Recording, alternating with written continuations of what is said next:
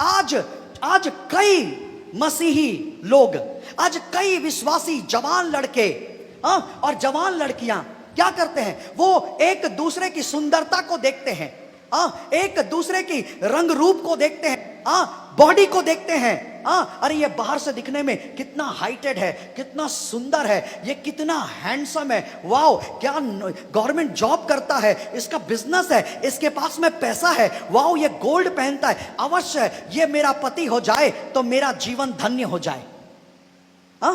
आज कई जवान लड़कियां, कई मसीही जवान लड़कियां, कई विश्वासी जवान लड़कियां लड़कों के बाहरी रूप को देखती है और क्या देखती है? ये दिखने में सुंदर है, इसका अच्छा हाइट है, इसका अच्छा बॉडी है, और इसके पास पैसा है, और इसका अच्छा बिजनेस है, इसका अच्छा नौकरी है, इसका अच्छा बड़ा घर है, ये मेरा पति होने के लिए एकदम सही है। बाहरी रूप देख करके वो चुन लेते हैं, और फिर चुनने के बाद कि ये मेरा पति होगा, चुन लेते हैं, और उसके बाद निर्णय ले लेते हैं कि हम इसी के साथ शादी करेंगे, और शादी करने के बाद में हमारा जीवन इसके साथ में खुश होगा। जवान लड़के भी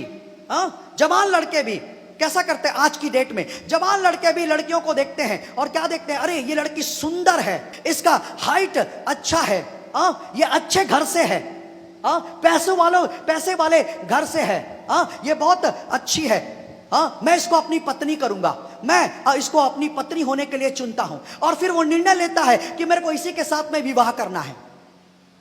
ठीक उसी प्रकार से माता पिता भी क्या करते हैं? माता पिता भी धोखे में आ जाते हैं, शैतान के लालच में पड़ जाते हैं। माता पिता भी क्या करते हैं? माता पिता भी अपनी बेटी के लिए देखते हैं लड़के को, तो क्या देखते हैं? वाह दिखने में सुंदर है, अच्छा हाइट है, अच्छा दिल डॉल है, अच्छा हैंडसम है, गवर्नमेंट जॉब है, बिजनेस है, इसके पास में पैसा है, सब कुछ अच्छा है इसका, ये अवश्य मेरी बेटी के लिए अच्छा होगा। वो चुन लेते हैं मेरी बेटी का पति होने के लिए, अपनी बेटी का पति होने के लिए वो चुन लेते हैं, और वो निर्णय ले लेते हैं इसी के साथ मैं अपनी बेटी की शादी कराऊंगा। कुछ माता पिता अपने बेटे के लिए लड़की चुनते हैं तो इसी प्रकार से, दिखने में सुंदर है, हाइटेड है, अच्छे खानदान से है, अच्छे घर से है, अच्छी पैसे वाली है, ये हमारी बहू होकर के आएगी तो बड़ा अच्छा हो जाएगा। कितनों को समझ में आ रहा है? आपको मालूम है आज कई मसीही विश्वासी, बाहर की तो बात नहीं करा, बाहर के लोग तो ऑलरेडी धोखे में है, क्योंकि शैतान उनको धोखे में रखा है, उनकी आंखों में पट्टी बांध के रखा, उनको सच्चाई नहीं मालूम है। लेकिन आज कई मसीही विश्वासी और कई मसीही लोग आज शैतान के छलावे में और धोखे में आकर के गलत चुनाव करते हैं, अपनी पत्नी होने के लिए, अपना पति होने के लिए, वो अपनी बहू होने के लिए, अपना दामाद होने के लिए वो गलत चुनाव कर रहे हैं, और गलत निर्णय लेते हैं विवाह का। और जानते हो इससे क्या होता है? ध्यान से सुनिएगा मेरे प्रियो, अगर आप शादी कर रहे हैं या विवाह कर रहे हैं और आप खुद लड़का पसंद कर रहे हैं, आप खुद लड़की पसंद कर रहे हैं, चाहे अपनी पत्नी होने के लिए, पति होने के लिए, या बहू होने के लिए, या दामाद होने के लिए, और आप परमेश्वर से नहीं पूछ रहे हैं कि परमेश्वर क्या ये मेरे पति होने के योग्य है, क्या ये मेरी पत्नी होने के योग्य है, क्या ये मेरी बहू होने के योग्य है, क्या ये मेरे दामाद होने के योग्य है? क्योंकि प्रभु हम तो वर्तमान में जीते हैं, हम तो वर्तमान देखते हैं, तू तो भविष्य जानता है। अगर हम प्रभु से नहीं पूछते और हम खुद पसंद कर लेते हैं कि लड़का अच्छा है और मीठी मीठी बात करता है, कितना अच्छा व्यवहार है, लड़की देखती है कितना केयरिंग नेचर का है, ये मेरा कितना केयर कर रहा है, आज ये कितना केयर करता है, ये अवश्य मेरे लिए सुटेबल है, ये अवश्य मेरे लिए बहुत अच्छा है, कितना सुंदर व्यवहार है, कितना अच्छा बोली भाषा है, कितना अच्छे तरीके से बात करता है। सेम लड़कियों के विषय में भी जब लड़का देखता है, माँ बाप देखते हैं, वो कितनी अच्छी सुशील है, कितनी व्यवहारिक है, कितनी अच्छी है, कितनी केयरिंग नेचर की है, ये बहू आएगी तो हमको अपने माँ बाप समझ करके हमारी सेवा करेगी। हम खुद चुनते हैं, हम खुद निर्णय लेते हैं, और हम परमेश्वर से नहीं पूछते कि क्या प्रभु ये हमारे लिए सही है, ये लड़का सही है, ये लड़की हमारे लिए क्या सही है प्रभु? हम नहीं पूछते। जानते हो फिर उसका रीजन क्या, फिर उसका रिजल्ट क्या आता है? सुनिएगा उसका रिजल्ट क्या आता है। अगर परमेश्वर शमूएल को उसके भरोसे छोड़ देता कि शमूएल तू इज़राइल का राजा चुन ले, जो इज़राइल को संभाले, इज़राइल के लिए आशीष का कारण ठहरे, इज़राइल के दुखों को आनंद में बदल दे, जो इज़राइल की सेवा करे, इज़राइल की रक्षा करे। अगर परमेश्वर शमूएल को काम दे देता और परमेश्वर शमूएल को उसके भरोसे में छोड़ देता, तो शमूएल क्या करता मालूम है? शमूएल गलत चुनाव करता, और उसने किया। वो एलियाब को चुन लिया, और उसने निर्णय लिया अवश्य यही है अभिषिक्त, यही है, इसी का अभिषेक करना है, यही है इज़राइल का राजा। अगर ऐसा परमेश्वर अगर उसको टोका ना होता, उसको रोका ना होता, उसकी अगुवाई नहीं करता, तो आज तो उस समय क्या होता? इज़राइल का जो राजा है वो एलियाब बन जाता। और अगर एलियाब इज़राइल का राजा बन जाता तो जितना दुख इज़राइलियों ने, जितनी विपत्तियां, जितना दंड, जितनी ताड़नाएं इज़राइलियों ने राजा शाऊल के कारण से सही थी, उससे कहीं अधिक विपत्ति, कहीं अधिक दुख, कहीं अधिक श्राप और कहीं अधिक कष्ट वो एलियाब के राजा बनने में सहती। ध्यान से सुनिएगा। आपको मालूम है, जब शाऊल आज्ञा उल्लंघन करने वाला बना तो परमेश्वर का अनुग्रह का दृष्टि शाऊल के ऊपर से हटा, यहां तक के इज़राइलियों के ऊपर से भी हट गया। शाऊल के कारण से इज़राइलियों को भी दुख सहना पड़ा, कष्ट सहना पड़ा। उसकी इज़राइलियों के ऊपर भी ताड़ना आई शाऊल के कारण से। शाऊल के कारण से कई इज़राइली मारे गए। आपको बता दूं, शाऊल के कारण से। क्यों? क्योंकि वो सब के सब इज़राइल को, शाऊल को अपना राजा मानते थे, और वो सारे इज़राइली जो थे वो शाऊल के पक्षधर थे, उसके पक्ष में रहते थे। क्या हुआ? शाऊल के एक व्यक्ति के आज्ञा ना मानने के कारण से शाऊल के ऊपर में जो दंड आया, पूरी इज़राइलियों को उसका दंड उठाना पड़ा, दुख भोगना पड़ा और कष्ट भोगना पड़ा। आखिरी दम तक वो दुख में थे और कष्ट में थे, एक शाऊल के कारण से। और शमूएल फिर से गलत चुनाव कर रहा था जो प्रभु की ओर से नहीं था। फिर से अगर एलियाब आ जाता और एलियाब इज़राइल का अगर राजा बन जाता तो फिर से कहानी दोहराई जाती, फिर से कहानी दोहराई जाती। फिर से एलियाब वही काम करता जो शाऊल ने किया, और फिर से इज़राइली दुख में आ जाते, कष्ट में आ जाते, विपत्ति में आ जाते, परमेश्वर के दंड के नीचे आ जाते, श्रापित हो जाते इज़राइली। लेकिन परमेश्वर का धन्यवाद हो कि शमूएल क्योंकि एक भविष्यवक्ता था, नबी था, खुदा का सच्चा सेवक था, सच्चा दास था, आत्मा सच्चाई से आराधना करने वाला था। सबसे इंपॉर्टेंट बात यह कि शमूएल परमेश्वर की आवाज सुनता था। सबसे महत्वपूर्ण, शमूएल परमेश्वर की आवाज सुनता था। कितने को समझ में आ रहा है? शमूएल परमेश्वर की आवाज सुनता था। और दूसरा, शमूएल परमेश्वर की अगुवाई क्या है जानता था। क्योंकि शमूएल गलत चुनाव किया, गलत निर्णय किया, लेकिन उसने वो काम करने से रुक गया। क्यों? क्योंकि शमूएल एक भविष्यवक्ता था, और शमूएल की एक आदत थी, वो जो भी काम करता था परमेश्वर से पूछ पूछ कर करता था। अवश्य शमूएल ने परमेश्वर से पूछा, परमेश्वर मेरे को लगता है एलियाब है जिसको तूने चुना है इज़राइल का राजा होने के लिए और अभिषिक्त होने के लिए। उसने परमेश्वर से पूछा। फिर परमेश्वर ने शमूएल से कहा, ना, मैंने एलियाब को नहीं चुना है, तू बाहरी रूप देख करके धोखे में आ रहा है शमूएल। और शमूएल एक गलत चुनाव से और एक गलत निर्णय लेने से शमूएल बच गया। क्यों बच गया? क्योंकि शमूएल, मैंने कहा, शमूएल एक नबी था, एक सच्चा सेवक था। शमूएल आत्मा और सच्चाई से खुदा की आराधना करता था। शमूएल परमेश्वर की आवाज सुनना जानता था। शमूएल परमेश्वर की अगुवाई को प्राप्त करके उसकी अगुवाई में चलना जानता था। कितने को समझ में आ रहा है? इसलिए शमूएल बच गया गलत चुनाव से, गलत निर्णय से, क्योंकि उसने परमेश्वर से पूछा। परमेश्वर ने उसको बोला, ना, ये ठीक नहीं है इज़राइल के लिए, ये इज़राइल का राजा होने के लिए बिल्कुल अयोग्य, मैंने इसे अयोग्य करार किया है, ये अयोग्य है इज़राइल का राजा होने के लिए। आपको मैं बता दूं, चर्च ध्यान से सुनिएगा, अगर आप अपना जीवन साथी चुन रहे हैं, पति होने के लिए, पत्नी होने के लिए, बहू होने के लिए, दामाद होने के लिए, आप परमेश्वर से पूछिए, आप परमेश्वर से पूछिए। अगर आप परमेश्वर से नहीं पूछ रहे हैं तो उसका रिजल्ट मैं आपको बताता हूं, जो आपने भी देखा है। अगर जो परमेश्वर की ओर से नहीं है, अगर वो आपका पति बन जाता है या वो आपकी पत्नी बन जाती है, आपकी जिंदगी बर्बाद हो जाएगी, आपका भविष्य बर्बाद हो जाएगा। कैसे बर्बाद होगा? मैं और थोड़ा गहराई में जाता हूं।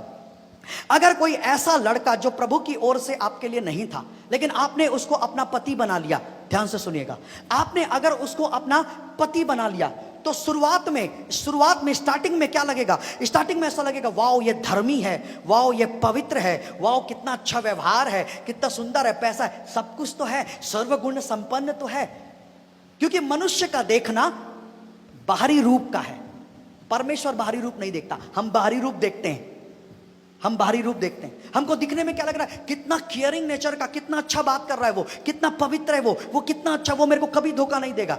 लेकिन मेरे प्रियो, आपको मैं बता दूं, बाइबल में ऐसा लिखा हुआ है कि शैतान भी स्वर्गदूतों का भेष धरकर हमारे पास आता है और हमको धोखा करता है कि मैं स्वर्गदूत हूं, तुझे आशीष देने आया हूं। शैतान भी स्वर्गदूतों के समान आएगा, स्वर्गदूतों के सा बनकर आएगा, आप धोखे में खा जाओगे। ये शैतान है कि स्वर्ग, ये परमेश्वर का दूत है।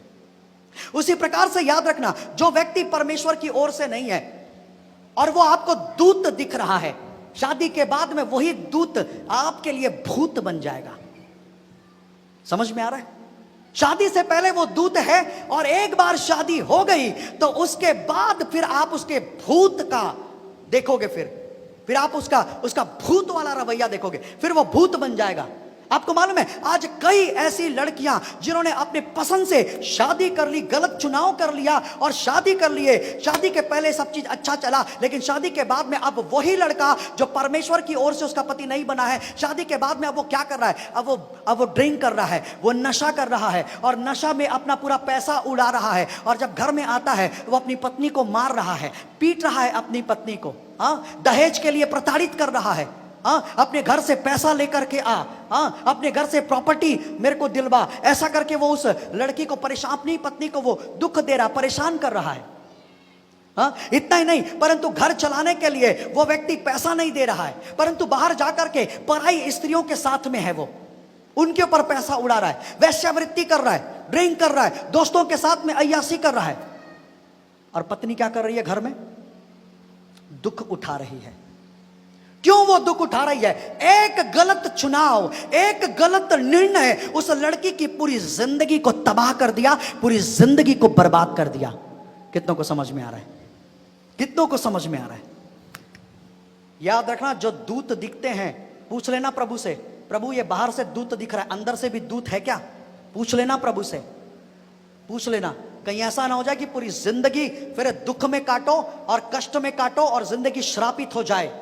क्योंकि वचन में स्पष्ट लिखा हुआ है, स्पष्ट लिखा हुआ है कि अगर तुम अपने मर्जी से करते हो तो याद रखना, तुम जिससे भी करोगे वो तुम्हारे लिए, वो तुम्हारे हाथों का पंजर और गले का फंदा ठहरेगा। वो परमेश्वर ने स्पष्ट कह दिया। कितनों को समझ में आ रहा है? हाथों का पंजर और वो तुम्हारे गले का फंदा ठहरेगा। परमेश्वर ने पहले ही अल्टीमेटम दे दिया। इसलिए याद रखना, खुद मत चुनो अपने लिए पति, खुद मत चुनो अपने लिए दामाद। पूछो परमेश्वर से, ये हमारा दामाद होने के लिए ठीक है क्या? ये हमारा पति होने के लिए ठीक है क्या? पूछो परमेश्वर से, और परमेश्वर अगर इजाजत ना दे, छोड़ दो। आपको बता दो, आपकी जिंदगी बच जाएगी लाइफ टाइम के लिए। दूसरा, अगर कोई लड़की है, आप देख रहे हैं कि अच्छी सुंदर दिखती है, ये भी गवर्नमेंट जॉब में है, अच्छे खानदान है, सब कुछ अच्छा है, चलो मैं इसको अपनी पत्नी कर लेता हूं, चलो हम इसको अपनी बहू कर लेते। हमने चुनाव कर लिया, हमने निर्णय ले लिया, हमने विवाह कर लिया। अब विवाह के बाद में, विवाह के पहले तो वो लड़की एकदम दूत थी, लेकिन विवाह के बाद में अब मालूम चल रहा है कि जो बाहर से दूत था, एक्चुअल में वो अंदर से भूत है। कैसे भूत है? अगर जो लड़की परमेश्वर की ओर से नहीं आई है आपके घर में बहू बनकर, जो लड़की परमेश्वर की ओर से नहीं आई है आपके घर के अंदर में आपकी पत्नी बनकर, जानते हो वो क्या करेगी? सबसे पहला काम वो क्या करेगी? वो उस लड़के को, अपने पति को, उस लड़के को वो अपने माता पिता से अलग करेगी। सबसे पहला काम वो उस लड़के को उसके माता पिता से अलग करेगी, घर से अलग करेगी। सबसे पहले माता पिता से अलग करेगी, पहला। दूसरा, उसको घर से अलग करेगी। और उसके बाद आपको बता दूं, तीसरा, वो जो परमेश्वर की ओर से उसकी पत्नी नहीं हुई, वो पैसों के लिए उससे लड़ाई झगड़ा करेगी, शॉपिंग के लिए वो उससे लड़ाई झगड़ा करेगी, वो बात बात पर लड़ाई झगड़ा करेगी। और वो जो पति है, वो ऐसी पत्नी पाकर हमेशा टेंशन में जीवन जिएगा, डिप्रेशन में जीवन जिएगा, हमेशा अशांति में जिंदगी को जिएगा। कितनों को समझ में आ रहा है? समझ में आ रहा है? एक पोस्ट मैंने फेसबुक में देखा, फेसबुक में एक पोस्ट देखा। जनरली मैं फेसबुक नहीं देखता और मैं चलाता भी नहीं, लेकिन मेरी मीडिया टीम चलाती है। लेकिन क्योंकि मैं अपनी मेरी फेसबुक में, यूट्यूब में हमारी मीडिया की सेवकाई भी चलती है, तो मैं अपनी सेवकाई को देखने के लिए मैंने खोला, तो मैं एक पोस्ट पढ़ लिया। तो वो पोस्ट में कुछ इस प्रकार से लिखा था कि एक बहन ने कुछ उसमें कुछ लिखा, कमेंट्स कुछ था, कुछ पोस्ट किया था, अच्छा पोस्ट था, बहुत अच्छा पोस्ट था। उसने कहा कि बेटे दगाबाज होते हैं, अपने माता पिता को छोड़ देते हैं, लेकिन बेटियां माता पिता को नहीं छोड़ती, माता पिता की सेवा करती हैं। मैं सरल तरीके से बता रहा हूं, उसने कुछ कविता के अंदाज में कुछ लिखा था। तब वो पोस्ट पढ़ा कुछ लोगों ने, तो एक लड़का उसके जवाब में पोस्ट करता है, मैं बहुत हंसा मैं, लेकिन ये सच्चाई है। जवाब में पोस्ट करता है, लेकिन जब वही बेटी बहू बन जाती है तो वही बहू अपने पति को उसी के माता पिता से अलग कर देती है। बेटा अगर माता पिता को छोड़ रहा है तो पहले देख लो कि उसके पीछे किसका हाथ है। बेटी माता पिता को नहीं छोड़ती, लेकिन बहू बहू पति को ऐसा कर सकती है कि वो अपने माता पिता को छोड़ दे, उसका घर छोड़ दे। मैं उनकी बात कर रहा हूं जो गलत चुनाव कर लेते हैं, जो गलत निर्णय ले लेते हैं, मैं उनकी बात कर रहा हूं। अगर आप गलत चुनाव करोगे, गलत निर्णय लोगे, उसका रिजल्ट भी लाइफ टाइम गलत होगा, गलत होगा। गलत बहू आ जाए, अगर आपने गलत बहू का चुनाव कर लिया जो परमेश्वर की ओर से नहीं है, याद रखना आपके बेटे को अलग कर देगी। कितने को समझ में आ रहा है? हाँ? गलत दामाद का चुनाव कर लोगे ना, गलत दामाद का चुनाव कर लोगे, आप और आपकी बेटी जिंदगी भर लाइफ टाइम दुख उठाएंगे। जानते मैं यहां पर आपको क्या समझा रहा हूं? मैं शैतान के प्रलोभन से, जो सुंदरता है ना, सुंदरता, प्रलोभन, लालच। हव्वा ने सेब को देखा, क्या देखा? वाओ, दिखने में कितना अच्छा है, तो खाने में, दिखने में मन भावना है, तो खाने में कितना स्वादिष्ट होगा। फिर धीरे से शैतान ने पीछे से फूंक मारी, उत्साहित किया गलत काम के लिए। बिल्कुल सही बात है, तो खा ले, ये बहुत दिखने में, देख क्या लग रहा है ना दिखने में सेब, तो सोच खाने में कैसा होगा। प्रलोभन में पड़ गई, लालच में पड़ गई, सुंदरता देखकर, स्वाद देखकर, हुआ क्या? खा ली। और खाने के बाद में क्या हुआ? वो एक सेब उसकी पूरी जिंदगी को श्रापित कर डाला। गलत चुनाव, गलत निर्णय हमेशा शैतान की ओर से होता है। सही चुनाव, सही निर्णय हमेशा परमेश्वर की ओर से होता है। याद रखना मेरे प्रियो, परमेश्वर की ओर से अगर कोई बहू आएगी, पत्नी आएगी, पति आएगा, दामाद आएगा, तो जानते हो क्या होगा? जानते हो क्या होगा? दोनों परिवार में खुशहाली होगी, बहाली होगी, आशीष होगी, शांति होगी, आनंद होगा। जो बहू होगी वो अपने पति के माता पिता को अपना माता पिता समझकर सेवा करेगी। जो दामाद होगा वो अपनी पत्नी के माता पिता को अपना माता पिता समझ करके उनकी सेवा करेगा। और पति और पत्नी में आपसी जबरदस्त समझ होगी, जबरदस्त अंडरस्टैंडिंग होगा, दोनों एक दूसरे के लिए शांति का कारण होंगे। कितनों को समझ में आ रहा है? कितनों को समझ में आ रहा है? समझ में आ रहा है? Hallelujah, hallelujah. मैं इस चीज में अपने जीवन के विषय में एक छोटा सा गवाही मैं देता हूं। तारीफ की बात नहीं है, परमेश्वर की महिमा की बात है। मैं परमेश्वर का धन्यवाद देता हूं। मैं परमेश्वर का धन्यवाद देता हूं कि परमेश्वर ने मुझे ऐसी ही पत्नी दिया है। आपको मैं बता दूं, जो मेरी पत्नी है, जो मेरी वाइफ है, जो बैठी हुई है, मैं अपने घर की सुधि नहीं ले पाता क्योंकि मैं बहुत व्यस्त रहता हूं, लेकिन मेरी पत्नी मेरे से बढ़ करके मेरे घर वालों की सुधि लेती है। कैसे? उसको सबका बर्थडे याद है, सबको गिफ्ट देना है याद है, हाँ, सबके लिए सहायता मदद करना ये याद है, लेकिन इसमें मैं पीछे हो जाता हूं। कई बार मेरा उसके साथ में वाद विवाद होता है। किस बात के लिए मालूम है? मैं इसको कई बार उससे झगड़ा, ये बात को, तुम मेरे से ज्यादा मेरे माता पिता, मेरे बहनों को, मेरे भाइयों को तुम मेरे से ज्यादा केयर करती हो। कितनों को समझ में आ रहा है? ऐसा लड़ाई करना पड़ता है मेरे को उससे, मैं ऐसा लड़ाई करता हूं उससे। हाँ, तुम मेरे से ज्यादा, लगता है ना, मेरे माता पिता और मेरे परिवार को तुम ज्यादा केयर करती हो, मेरे ज्यादा करती हो तुम। ऐसा करके मेरे को झगड़ना पड़ता है उससे। कितनों को समझ में आ रहा है? आज तक मेरे घर में हर बर्थडे में सबको गिफ्ट जाता है। ये मैं नहीं हूं, मेरी वाइफ है।